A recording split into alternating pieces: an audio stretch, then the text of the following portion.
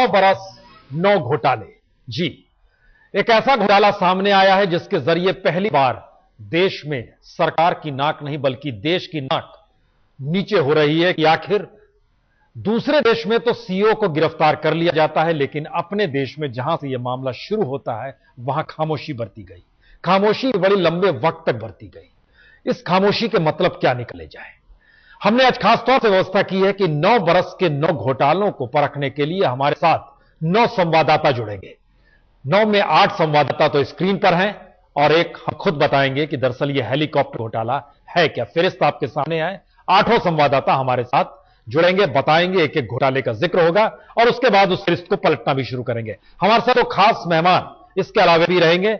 BJP के वरिष्ठ नेता रविशंकर प्रसाद रहेंगे, जीडी बख्शी साहब रहेंगे, तमाम मुद्दों को लेकर रहते हैं और जाहिर तौर पर जीडी बख्शी साहब उस मर्म को छूने की कोशिश करते हैं जिसमें बार बार होता है कि देश को भुलाइए मत, सेना को झुकाइए मत और कहीं ना कहीं अपराध मुक्त मत हो जाइए कि दरअसल भ्रष्टाचार सिस्टम बन जाए और उसके बाद आप कहें कि दरअसल यही विकास की सीढ़ी है, इससे बचिए मत।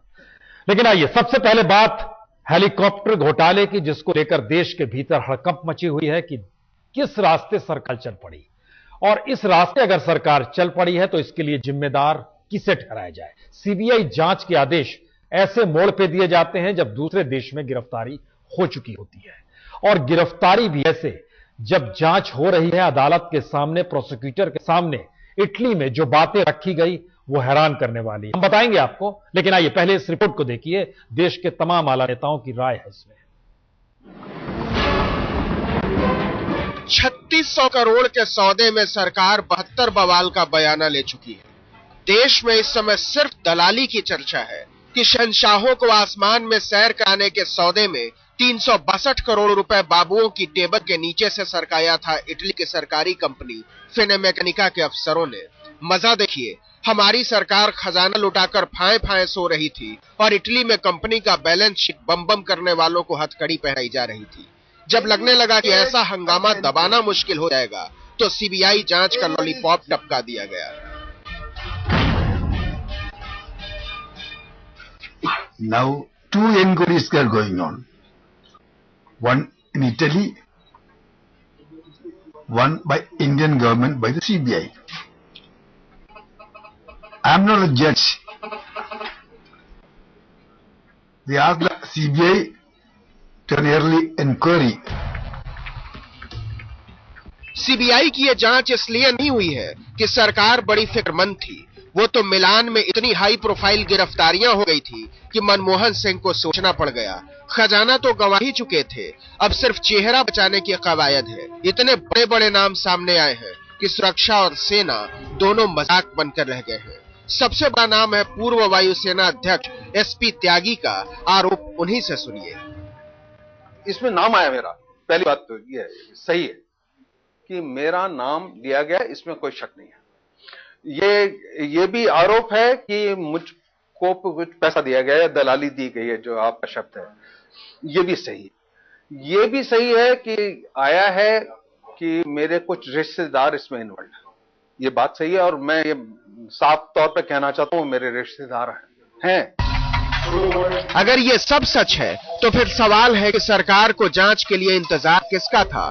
12 हेलीकॉप्टर खरीदने में 362 करोड़ खा गए, मतलब हर हेलीकॉप्टर की खरीद पर हां करने में 30 करोड़ का तर्पण किया इटली की अगस्टा वेस्टलैंड ने। कई मिडिलमैन के नाम सामने आ रहे थे, कोई त्यागी ब्रदर्स, कोई चंडीगढ़ की कंपनी। आज की तो मीडिया की जानकारी है कि फॉर्मर एयर चीफ त्यागी का भी नाम सामने आया है। अगर यह विषय 1 साल से उठ रहा था तो हम सीधा सवाल करना चाहेंगे, 1 साल की चुप्पी क्यों? लेकिन दिग्विजय सिंह कांग्रेस की हर मुसीबत को इतिहास में ले जाते हैं, इसे भी ले गए। सबसे पहली बात तो है कि ये हेलीकॉप्टर खरीदने की शुरुआत जो हुई 2003-2004 से हुई, जब एनडीए सरकार थी। एक ऐसा घोटाला है जो सरकार की नींद हराम कर सकता है। संसद का सत्र शुरू होने वाला है और 2014 के चुनाव में भी कम ही दिन बचे हैं। मामला देश की रक्षा से जुड़ा है, जाहिर सी बात है सरकार को जवाब देते नहीं बनेगा। कैमरामैन राजीव श्रीवास्तव के साथ शमशेर सिंह, दिल्ली, आज तक। दरअसल इस हेलीकॉप्टर की सोच चाहे एनडीए गवर्नमेंट के दौर में शुरू हुई हो, लेकिन सौदेबाजी शुरू होती है 2004 में, यूपीए सत्ता में आती है। उसके बाद से सिलसिला कैसे हम बताते हैं, और रविशंकर जी भी हमारे साथ जुड़े हैं। लेकिन पहले आज किस तरीके से सफाई दी ए.के. एंटोनी ने और बाकी तमाम कांग्रेस और सरकार के लोग खामोश कैसे हो गए, पहले ये देखिए। I can tell you only one thing.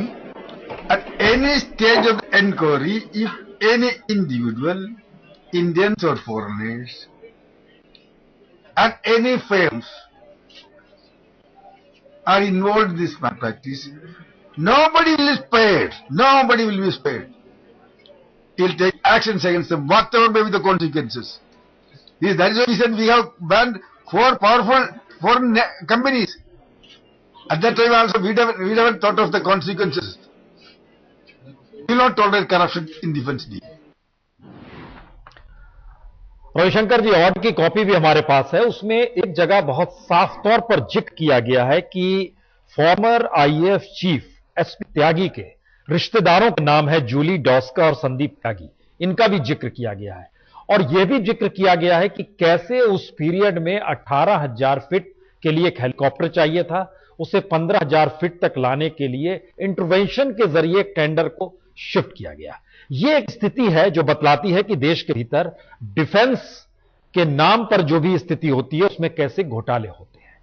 क्या रास्ता आपको कहीं से भी निकलते हुए आता है, क्योंकि इटली सरकार जांच कर रही है, गिरफ्तारी हो चुकी है और उसके बाद जो तथ्य सामने आ रहे हैं वो भारत पे सीधे सीधे उंगली उठा रहे हैं। देखिए प्रसून वाजपेयी जी, कुछ मैं महत्वपूर्ण बातें उठाना चाहता हूं जी। पुराने हेलीकॉप्टर को जो राष्ट्रपति प्रधानमंत्री को लेकर चलते हैं उसमें बदलाव होना चाहिए। वो 25-30 साल से चल रहे हैं। मैं भी जब केंद्रीय मंत्री था तो उसमें घूम चुका हूं, उसको बदलने की जरूरत है। ये चर्चा हुई होगी एनडीए के समय में, लेकिन 2006 में टेंडर आता है, 2007 में टेंडर फाइनलाइज होता है और 2010 की फरवरी में कॉन्ट्रैक्ट दिया जाता है। और आपने इटली के स्रोत से विषय बताया कि टेंडर टर्म्स में क्या बदलाव किया गया, वो आपके सामने है जी। घूस दिए गए हैं। इटली में एक बड़े पदाधिकारी को पकड़ा गया है। 1 साल से वे विषय संदेह के घेरे में था, सवाल उठ रहे थे। हमारे मित्र प्रकाश जावड़ेकर ने संसद में उठाया था, मीडिया ने, टेलीविजन चैनल्स ने, आप सबों ने इसको उठाया था। ए.के. एंथोनी, जिनके बारे में कहा जाता है कि एक पोस्ट कार्ड भी लिख दीजिए तो इंक्वायरी ऑर्डर कर देते हैं, वो 1 साल से खामोश क्यों थे? कहा गया कि इटली से हमें सूचना नहीं मिली गई। वाजपेयी जी, भारत एक 100 करोड़ प्लस का मुल्क है। क्या आपने कभी इटली के राजदूत को बुलाया, उनको डांट लगाई? कभी एंथोनी साहब ने क्या इटली के रक्षा मंत्री को पत्र लिखा? क्या रक्षा मंत्रालय के पदाधिकारी इटली गए?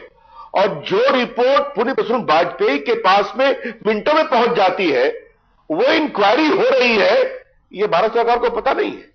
और जब कल उस कंपनी के सीईओ गिरफ्तार हो जाते हैं तो सीबीआई की इंक्वायरी का आदेश होता है। रविशंकर जी, एक चीज और, ये सवाल रविशंकर जी, एक चीज और, हम देखिए दरअसल इस पूरी रिपोर्ट का एक मर्म है और हमको लगता है इस देश को भी जानना चाहिए कि कैसे डिफेंस डील होती है और क्या कुछ हो रहा है। दरअसल सीईओ जो फेमिनिका कंपनी, जो फेमिनिका कंपनी है, उसके जो सीईओ जिनकी गिरफ्तारी हुई है, इस रिपोर्ट के भीतर यानी इस फैसले के भीतर जो सुनवाई हो, सुनवाई में जो बातें सामने आई हैं वो बता रहे हैं कि जिन राजनेताओं ने इटली के भीतर उन्हें सीईओ के पद तक पहुंचाया, उनकी पार्टी को फंड देने के लिए इस फंड का इस्तेमाल किया गया जो भारत के पॉलिटिक्स के भीतर से पैसे की उगाही हुई। और एक चीज और जिक्र किया गया है, हम ये बता दें, उसमें पहली लाइन की गई है कि इंडिया में बिना मिडिल मैन के बगैर काम चल ही नहीं सकता है।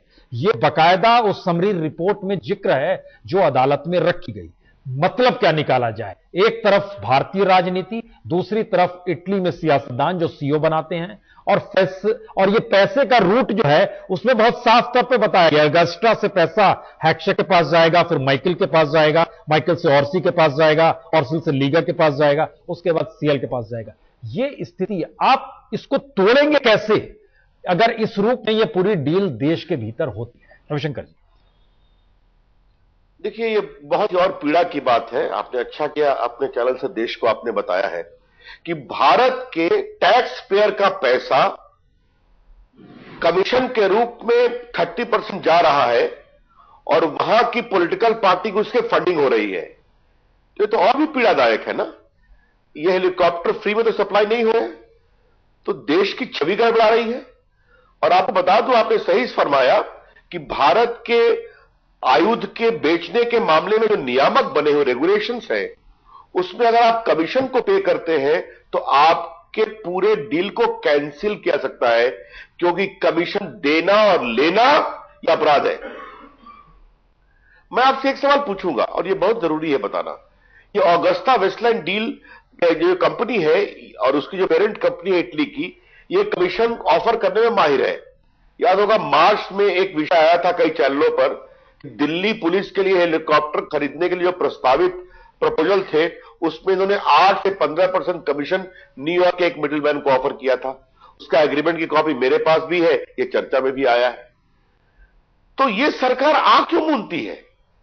और जो बात आपने बताई है वाजपेयी जी, कि अगर इस पैसे का दुरुपयोग, कमीशन का दुरुपयोग इटली की राजनीति को फंड करने के लिए किया गया है, तब तो यह गंभीर पीड़ादायक विषय है, क्योंकि इससे एक और सवाल उठता है कि तमाम संदेहास्पद परिस्थितियों के बावजूद भारत सरकार जांच इसलिए नहीं कर रही थी कि इस कंपनी के इटली के अंदर वहां की राजनीति में संबंध। एग्जैक्ट, बिल्कुल बिल्कुल सही बात है रविशंकर जी। अब देखिए बात है, हम इसमें जरा डिफेंस, चूंकि बख्शी साहब भी हमारे साथ। बख्शी साहब, जो स्थिति, जो ऑर्डर्स की रिपोर्ट बता रही है, जो अदालत की रिपोर्ट है, उसमें हिसाब से पहले ये आंकड़ा 41 मिलियन यूरो का था, जिसको बढ़ाया गया 51 मिलियन किया गया।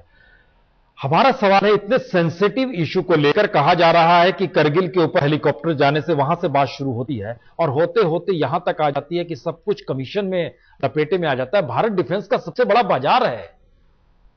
देखिए, मैं थोड़ा सा इसी डील के बारे में कुछ पहले कहना चाहूंगा। 560 मिलियन यूरो की डील है। इसमें जो दलाली है वो 51 मिलियन यूरो की दलाली है। अगर आप बिल्कुल आंकड़ा निकालें तो 10% डील का आपने कमीशन में दिया है, घूस में दिया है। जबकि दुनिया भर में जो घूस का पैमाना इतनी डीलों पे है 2 से 3% है। चीन में 2 से 3% दिए जाते हैं, यूरोप में 2 से 3% दिए जाते हैं।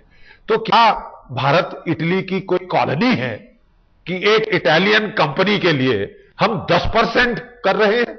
आज पूरा का पूरा जो इसका दारोमदार है वो बेचारे एक एयर चीफ मार्शल के ऊपर डाला जा रहा है कि उसकी सारी गलती है।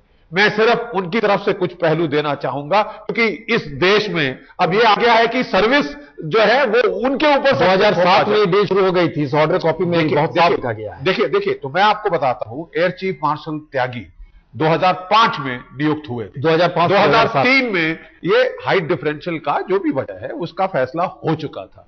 जो ये डील फाइनलाइज होती है 2007-8 में होती है, साइन होती है 2010 में, तब तक वो रिटायर हो चुके हैं। आज क्योंकि एक विलायती कंपनी ने कुछ हेर से एविडेंस पे कहा है, सारा का सारा थोपा जा रहा है एयर चीफ मार्शल। देखिए जिस बात, लेकिन वाजपेयी जी, ये बहुत जरूरी चीज है। ये डील के अंदर 10% का जो स्कोप है, ये प्राइस नेगोशिएशन किसने करी? सर्विसेज ने, एयर चीफ ने, ये मिनिस्ट्री ऑफ डिफेंस ने करी। ये पॉलिटिशियन जिसके अंदर इन्वॉल्व हैं, उसके अंदर सारे के सारे। और आज जो है ये पूरा का पूरा ब्लेम आज एक बेचारे 40-50 साल जिसने सेवा करी देश की, उसके ऊपर डाल रहे हैं। देखिए, हम इस पे आते हैं। देखिए दर्शकों को आज हम साथ जोड़ रहे हैं कि ये सरकार के भीतर बीते 9 वर्ष में सिर्फ घोटाले ही क्यों हो रहे हैं। प्रबल, जरा बताइए वो घोटाला जो ठीक इससे पहले होता है। प्रबल,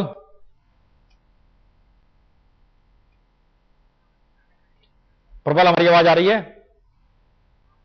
हां प्रबल, बताइए वो पहला घोटाला।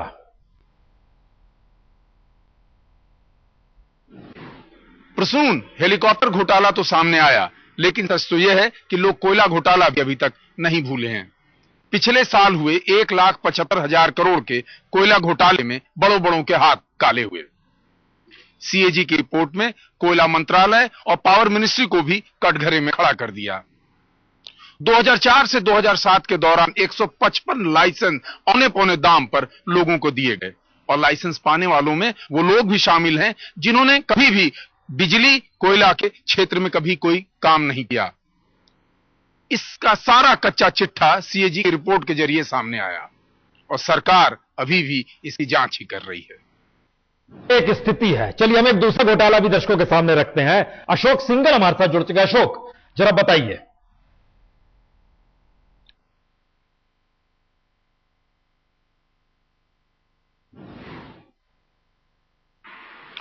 प्रसून, 2G स्कैम ने तो मनमोहन सिंह सरकार की सबसे ज्यादा छीछालेदर की। 1,76,000 करोड़ का यह घोटाला 2010 में सामने आया। इस घोटाले में केंद्रीय मंत्री ए राजा की न केवल कुर्सी गई बल्कि उसे जेल भी जाना पड़ा। बाजार से कम कीमत पर मन मर्जी से जिस ढंग से 2G स्पेक्ट्रम बेचा गया, उससे राजनीति, कॉर्पोरेट और नौकरशाह तीनों का कोकस भी सामने आया। और एक खास बात यह भी है कि तीनों ही एक वक्त में जेल भी गए। इस पूरे घोटाले की जांच अभी भी चल रही है। घोटाले की जांच लगातार चल रही है और सिलसिला और भी हमारे तमाम संवाददाता अभी भी हमारे साथ जुड़े हुए हैं। रविशंकर जी, सवाल यह है कि घोटाले दर घोटाले, यह मसला आज का नहीं है। हम अपने संवाददाताओं के और भी टटोलते चलेंगे जब यूपीए सरकार एक आएगी। सवाल है, हर घोटाले के बाद इस देश ने देखा संसद ठप, इस देश ने देखा सरकार कटघरे में, लेकिन इस देश ने उसके आगे एक बड़ी लकीर घोटाले की खिंचते हुए देखा। उसके बीच में यूपीए 2 आ भी गई, सरकार भी आ गई। कैसे स्थिति पर नकेल कसी जाए? अगर चुनाव ही आखिरी मंत्र है तो 2004 के बाद 2009 भी बीच में एक आया था। रविशंकर जी, देखिए, ये थोड़ा वाजपेयी जी हमारे लिए भी घोर आश्चर्य का विषय, दुख का भी विषय है। हमने भी कल्पना नहीं की थी कि इस सरकार के राज में घोटाले इतनी तेजी से आगे आते जाएंगे कि कॉमनवेल्थ से हम उभरे ही नहीं तब तक 2G आ गया, 2G से संभले ही नहीं तब तक कोलगेट आ गया, कोलगेट को निपटा ही नहीं सके तब तक हेलीकॉप्टर डील आ गया, फर्टिलाइजर है, बाकी है, अभी और कितने आएंगे आने वाले समय में, इसकी कोई गारंटी नहीं है। मैंने शब्द का प्रयोग किया, आजाद भारत की यह सबसे भ्रष्ट सरकार है यूपीए की सरकार, और यह बात मैं बड़ी जिम्मेवारी के साथ कहना चाहता हूं। देखिए, आपने सही कहा, एक समय पीड़ा है, लेकिन मैं इसमें आशा की किरण क्या देखता हूं? मीडिया है, इसको एक्सपोज करता है। संसद के अंदर, संसद के बाहर हम लड़ते हैं, कई बार ज्यादा लड़ते हैं ताकि राजा की गिरफ्तारी हो और राजा को मंत्री पद से हटाया जाए। कई बार मजबूरी में संसद को ठप भी करना पड़ता है जब सरकार बहस से भागती है या प्रामाणिक कार्रवाई नहीं करती, कैंसिल नहीं करती। कोर्ट है, पीआईएल के माध्यम से फोर्स किया पूरे 2G इन्वेस्टिगेशन को, सीबीआई को आपने देखने की कोशिश की। तो जहां एक तरफ घोटाले हो रहे हैं, उसी प्रकार से घोटालों का एक्सपोज, पर्दाफाश करना और न्यायिक प्रक्रिया का दबाव भी हो रहा है। वाजपेयी जी, एक बात कहने की इच्छा, अगर आप मुझे अनुमति दें आज तो जी इजाजत है, मैं कहना चाहता हूं। एक प्यासा फिल्म आई थी, उसमें गुरुदत्त ने एक लाइन गाई थी, जिन्हें नाज है हिंद पर वो कहां है। आज मुझे लगता है कि मैं आपसे सवाल पूछूं, जिन्हें नाज है सरकार और कांग्रेस पर, वो आज कहां है? उत्साह से कांग्रेस और सरकार के पक्ष में बोलने वाले बड़े बड़े मंत्रियों की आवाज आज खामोश क्यों है? ये सवाल भी मुझे उठाने की इच्छा होती है। चलिए, हमें लगता है गाना आप लोग को 2014 के इंतजार में, राजनीति जिस तरीके से बढ़ रही है, आपको एक गाना और याद करना चाहिए, ये दुनिया अगर मिल भी जाए तो क्या है। सवाल सिर्फ एक घोटाले का नहीं है, 9 बरस में 9 घोटाले, जिक्र इसी का हो रहा है। बीजेपी के वरिष्ठ नेता रविशंकर प्रसाद हमारे साथ हैं और जीडी बख्शी साहब हमारे साथ बैठे हुए स्टूडियो में। लेकिन हम सिलसिलेवार तरीके से पलट रहे हैं और हमारे पन्ने जो पलट रहे हैं, हर रिपोर्टर दस्तावेजों के साथ बताता रह जाए कि दरअसल घोटालों का मतलब होता क्या है। दिल्ली ने कॉमनवेल्थ देखा। कॉमनवेल्थ माना जाता है कि अंग्रेजों ने, या अंग्रेजों की जिन देशों ने गुलामी की, उसके बाद कॉमनवेल्थ बना, और कॉमनवेल्थ गेम्स। रितुल, क्या है यह सिलसिला? खेल के जरिए घोटाले, घोटाले का खेल, दोनों को मिला दीजिए तो नाम आता है कॉमनवेल्थ। कॉमनवेल्थ के घोटाले का खेल तो दिल्ली से लेकर लंदन तक खेला गया। 700 करोड़ का इन खेलों का बजट घोटालों में ऐसा घूमा कि वो 14,000 करोड़ तक पहुंच गया। वैसे सुरेश कलमाड़ी की कुर्सी इसमें गई, लेकिन सरकारी पैसा भी पानी की तरह बहा। लंदन में इन खेलों के ब्रॉडकास्टिंग राइट्स को लेकर 246 करोड़ का घोटाला हुआ, तो दिल्ली में तो टिश्यू पेपर से लेकर कुर्सी मेज और जंपिंग पैड से लेकर गैस बलून तक हर चीज में घोटाला ही घोटाला था। नतीजा ये हुआ, ऐसी चपत लगी कि आज लोगों को इन खेलों के नाम पर अगर कुछ याद है तो सिर्फ 8,000 करोड़ का घोटाला। जी जी जी, लेकिन एक सवाल और है, इन सब के बीच कहीं ना कहीं घोटालों की फहरिस्त पीएमओ तक भी पहुंची है, कई मामलों में पहुंची है। सवाल इसलिए सुमित, एक मामला हमें भी याद आता है जो पीएमओ तक पहुंचे, मेरे ख्याल से आपके जहन में यह बात आ रही होगी, बताइए।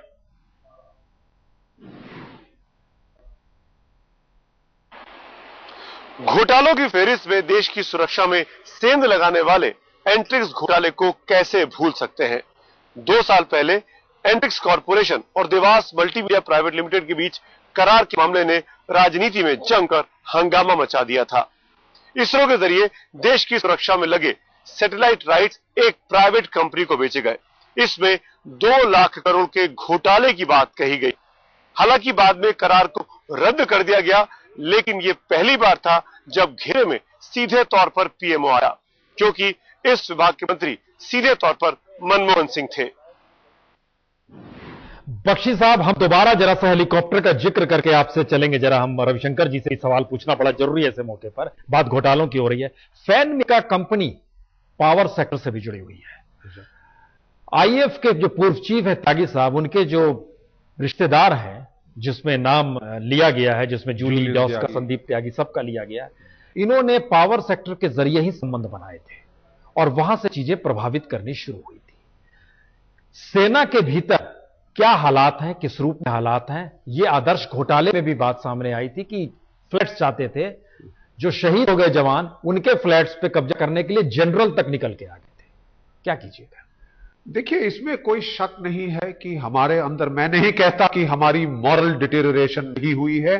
तभी जब पिछले साल, पिछले वर्ष वीके सिंह ने यह मुद्दा उठाया था कि हम कॉम्बैट सोल्जर्स के बजाय आज वो सोल्जर्स ऊपर उछाल रहे हैं जिनका जो है चरित्र के ऊपर अब हमको सवालिया निशान खड़े हो रहे हैं, मॉरल फोर्स पे सवालिया निशान खड़े हो रहे हैं। इसमें कोई शक नहीं कि हम जो है military as a micro society अभी तक अपने आप पर गर्व महसूस करती थी कि हमारी जो पेरेंट सोसाइटी है हम उससे अलग है, स्पार्टन है, हम लड़ते हैं, हम आदर्शों पे जीते हैं। लेकिन मैंने देखा है कि जिस तलवार का इस्तेमाल नहीं किया जाए वो जंग खा जाती है। आप उसे पीस टाइम आर्मी बना दे, एक peace time army war time army का उल्टा होता है, एंटीथीसिस होती है। ये हम देख रहे हैं और तभी हम लोगों ने जो वेटरन्स हैं, जो भूतपूर्व सैनिक हैं, पूरा पुरजोर समर्थन किया था वीके सिंह का, जबकि उन्होंने ये जो है ये चेंज करने की कोशिश करी। Moral health of the army के ऊपर उन्होंने जो है व्यक्त किया था। उन्होंने भी उंगली आर्मी के भीतर ही उठाई थी, आर्मी के भीतर और आर्मी पर्सन ही उठाया और उनको रास्ता दिखा दिया गया, रास्ता बाहर दिखा दिया गया। तो देखिए, ये मैं सिर्फ ये नहीं कहता कि कब तक बचेगा दामन, हम लोग अपना बचा के रखेंगे ये बाहर के इससे, लेकिन ये आज कहना कि सारी गलती आप जो है एक फॉल गाई ढूंढने से अंग्रेजी में बोलते हैं और उसके ऊपर थोप दें, मर दें सारा, और जो असली जिन्होंने पैसा खाया है अब उसको बाहर रखें। मैं सब हम देखिए, आपने बात रखी, हम रविशंकर जी के पास चले, उससे पहले हमको लगता है, देखिए घोटालों की फेहरिस्त में सिर्फ सेना के समान नहीं है, एंट्रिक्स वाला मसला नहीं है, 2G वाला नहीं है, आम लोगों के पेट से जुड़ी हुई भी चीजें।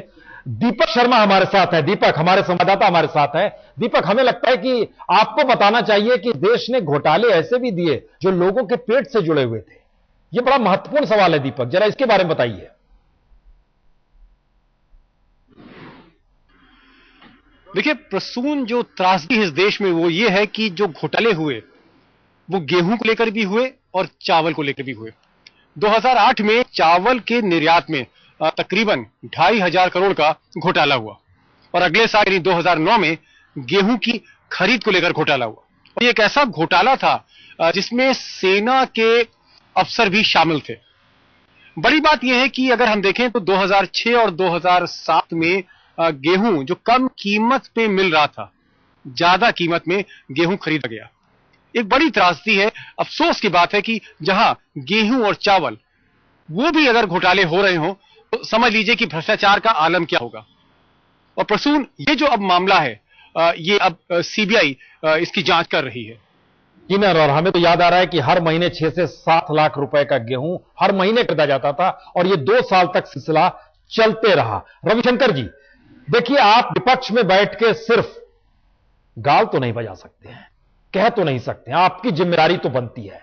आपने ऐसा आंदोलन इस देश में नहीं छेड़ा, यह देश विकल्प लगातार खोज रहा था। यही वजह थी कि रालेगंज सिद्धि से अन्ना निकल कर आते हैं, पूरा देश पीछे हो जाता है। लेकिन क्या वजह है कि बीजेपी आंदोलन नहीं छेड़ पाती है? क्या वजह है पार्लियामेंट रुक जाए, इसी स्थिति तक बीजेपी जा पाती है? भरोसा कहां है? और आप पर भरोसा नहीं हो रहा है, इसीलिए 2009 में दोबारा यूपीए आई है और 2014 में भी यह ना हो जाए। देखिए, पहली बात मैं ये कहूंगा, ये बहुत बड़ा देश है, हम अपनी बात कहते हैं और कहते रहेंगे, बाकी को भी अपनी बात कहने का अधिकार है। लेकिन ये कहना कि बीजेपी ने नहीं किया, ये तो बहुत दुर्भाग्यपूर्ण है। आप कैसे लगा रहे हैं आप? तो आप बताइए, घोटाले होते रहे फिर भी कैसे कांग्रेस आ गई, कैसे यूपीए दोबारा आ गई? जी नहीं, मैं एक बात कहना चाहूंगा, 2009 में यूपीए जीती है, सामने है। अब ब्लैक मनी का इश्यू हमने उठाया, स्विस बैंक में 25 लाख करोड़ का विषय, आडवाणी जी जन चेतना यात्रा में पूरे 2 महीने देश घूमे, मैं भी उनके साथ गया था। संसद के अंदर राजा के विषय को हमने कितना उठाया, कोलगेट के विषय पर हम लोगों ने कितनी लड़ाई लड़ी, 2G के विषय पर या कॉमनवेल्थ के विषय पर प्रधानमंत्री को फोन करके कहना पड़ा कि शुक्लू कमेटी ने बनाई है, शीला दीक्षित की सरकार के खिलाफ कार्रवाई करेंगे, उसे बचाने की कोशिश की जा रही है। तो कितनी बार जेल जाना, लाठी खाना, देश में जागरण करना, संसद के अंदर, संसद के बाहर। लेकिन एक बात मैं आपसे अवश्य कहूंगा, यह देश बदलाव के लिए बैठा हुआ है और इस तरह से भ्रष्टाचार पर अब देश बर्दाश्त नहीं करने वाला है। नहीं, हम ये मान रहे हैं रविशंकर जी, हमारी सहमति है देश बदलाव के लिए, लेकिन हमारा सवाल यह है, आपकी भूमिका क्या है? नहीं, एक बात डाल लीजिए, लोकतंत्र में हम अपनी बात कहेंगे, बाकी जनता मालिक है। अगर 2009 में हम दोबारा हार गए तो शायद कुछ हमसे कमियां नहीं होंगी, मैं स्वीकार करता हूं। 2014 में जनता के सामने आज ये जरूर कहूंगा कि अगर लाल कृष्ण आडवाणी भारत के प्रधानमंत्री 2009 में बनते तो मनमोहन की सरकार से 1000 गुना बढ़िया होते। नहीं, ये आप कहिए, देश ने नहीं माना इसे, ये आप कह रहे हैं देश ने नहीं माना। हम एक मिनट जरा देखिए, मैं आज मैं सिर्फ एक बात और कह दूं, जो बख्शी साहब की मैं बड़ी इज्जत करता हूं, सेना संस्था की हम सभी बहुत इज्जत करते हैं। देखिए वाजपेयी जी, देश के लिए जीते बहुत लोग हैं, लेकिन सेना और सुरक्षा बल के लोग ही देश के लिए मरते हैं। कुछ कमियां हैं, उन कमियों को ठीक करना है। और एयर मार्शल, चीफ मार्शल त्यागी एयरफोर्स नहीं है, एयरफोर्स एक इंस्टीट्यूशन है। अगर उससे गड़बड़ियां हुई है, उसकी जांच की जानी चाहिए, उनके खिलाफ कार्रवाई की जानी चाहिए। और 350 करोड़ रुपया किसने खाया, क्योंकि यह हिंदुस्तान का पैसा है ना, टैक्स पेयर्स का पैसा है। तो जिसने दिया वो तो दिल्ली गिरफ्तार हो गया, इटली में, लेकिन जिसने लिया उसकी चर्चा नहीं हो रही है। तो किसने किसने लिया उसका नाम उजागर होना चाहिए, यह भी उतना ही जरूरी है। चलिए, आप मिस्टर 10% को खोज रहे हैं। 9 बरस में 9 घोटालों का जिक्र हो रहा है और एक सवाल यह भी है कि आखिर विपक्ष और खासतौर से बीजेपी की भूमिका इस दौर में क्या होनी चाहिए? भरोसा जनता का क्यों नहीं जाग रहा है राजनेताओं को लेकर? हमारे संवाददाता हमारे साथ लगातार बने हुए हैं, हम संवाददाताओं के पास चलेंगे, क्योंकि एक के बाद एक फेरिस्त जो घोटालों की है वो ला रहे। शम्स, एक सवाल तो यह बड़ा साफ है कि जिसका जिक्र हम लोग कर रहे हैं, पहला मौका ऐसा आया इस देश के जनरल ने सेना के भीतर के घोटालों का जिक्र किया। शम्स, घोटालों ने तो देश में यहां तक सेंध लगा दी है कि पिछले दिनों पूर्व सेना अध्यक्ष तक ने कह डाला कि सेना के सामान तक में घोटाला हो रहा है। जिस ट्रक को दूसरे विश्व युद्ध से इस्तेमाल में लाया जा रहा है, उस टेट्रा ट्रक की खरीद में भी घोटाला हुआ।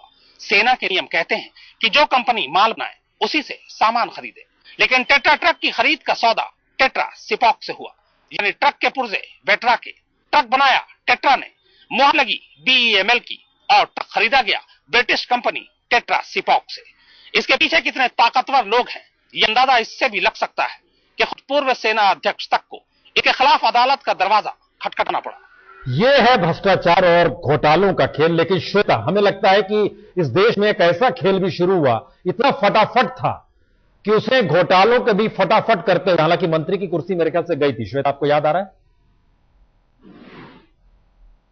जी प्रसून, सियासत का खेल हमने देखा है, लेकिन खेल खेल में सियासत कैसे हो जाती है ये आईपीएल ने दिखाया था, आईपीएल के घोटाले ने दिखाया था। 2009 का वाकया है जब आईपीएल के जरिए यूपीए 2 को पहला झटका लगा था और वो केंद्रीय मंत्री शशि थरूर के रूप में। कोच्चि की टीम नई नई खरीदी गई थी और किस तरीके से खरीदी गई थी उस पर सवाल उठे थे। आरोप ये लगे थे कि शशि थरूर ने अपनी उस वक्त की दोस्त और अब की पत्नी सुनंदा पुष्कर को स्वेट इक्विटी दिलाने में कुछ पेंच लड़ाए थे और इस चक्कर में ललित मोदी ने खुलासा किया कि 70 करोड़ के वारे न्यारे कैसे किए गए। पहली कुर्सी शशि थरूर की गई, बाद में ललित मोदी को भी हालांकि जाना पड़ा। मेरे ख्याल से इस घोटालों की फेरिस्त में ऐसा भी नहीं है मसला दिल्ली तक से बढ़ जाए। ये बात मुंबई और महाराष्ट्र की राजनीति को भी हिला चली गई थी। साहिल, आपके यहां तो मुख्यमंत्री की कुर्सी चली गई थी, याद आ रहा है आपको वो कौन सा घोटाला है? प्रसून, घोटालों की फेरिस्त में महाराष्ट्र के एक सीएम को अपनी कुर्सी गंवानी पड़ी थी। मुंबई के कुलाबा इलाके में शहीदों के परिजनों के लिए बनने वाली आदर्श हाउसिंग सोसाइटी के घोटाले के मामले में मुख्यमंत्री अशोक चौहान को इस्तीफा देना पड़ा था। आदर्श घोटाले ने एक बात साफ कर दी कि देश के हालात अब उतने आदर्श नहीं रहे। करोड़ों रुपए के फ्लैट सत्याने के लिए होड़ मची हुई थी। नेता, आईएएस अफसर, उनके साथ साथ सेना के जनरल्स तक शहीदों के परिजनों के लिए बनने वाले फ्लैट पर कब्जा जमाने के लिए कोशिश कर रहे थे। जी रविशंकर जी, अब बहुत छोटा सा कमेंट, आप पे भरोसा आज कैसे जागेगा? देखिए, मैंने एक ही बात कहूंगा, 10 साल आपने देखा मनमोहन सिंह, सोनिया जी और कांग्रेस पार्टी को, 6 साल आपने वाजपेयी जी को देखा है। और आज जब आर्थिक प्रगति इतनी कमजोर 5% है, तो आप गुजरात में नरेंद्र मोदी को देख रहे हैं 11%, बिहार का ग्रोथ 10.8%, शिवराज सिंह चौहान 10.6%, रमन सिंह 11%, आप ये काम भी देख रहे हैं। तो अगर आपने 10 साल कांग्रेस को परखा है तो हमको ट्रस्ट करिए, इस देश की दशा, दिशा और प्रामाणिकता, तीनों को हम पुनर्स्थापित करेंगे। आपसे आखिरी सवाल, जिसका जिक्र रविशंकर जी करके निकले थे, जिन्हें नाज है हिंद के, वो कहां है? क्या नाज है किसी पर? देखिए, हम जो सैनिक, मैं बिल्कुल सहमत हूं, मैंने लोगों को मरते देखा है इस देश को। ज्यादा कोई 5-6 साल पुरानी बात है, मेरे दाएं और बाएं लोग गिरते, नाच किया जाए, लहू से मरते देखा है। नाज है, और इसीलिए शर्म आती है जब घोटाले पे घोटाला, क्या हमारी छवि होगी पूरी दुनिया के सामने, ये बहुत डर होती है अंदर, दिल के अंदर। लेकिन मैं कहता हूं कि आज हमको अपने गिरबान के अंदर झांकना है। बात है सिस्टेमिक रिफॉर्म्स की। ये क्यों करप्शन इतनी जहन कर गई है, इतनी गहरी जड़ें गाड़ गई है?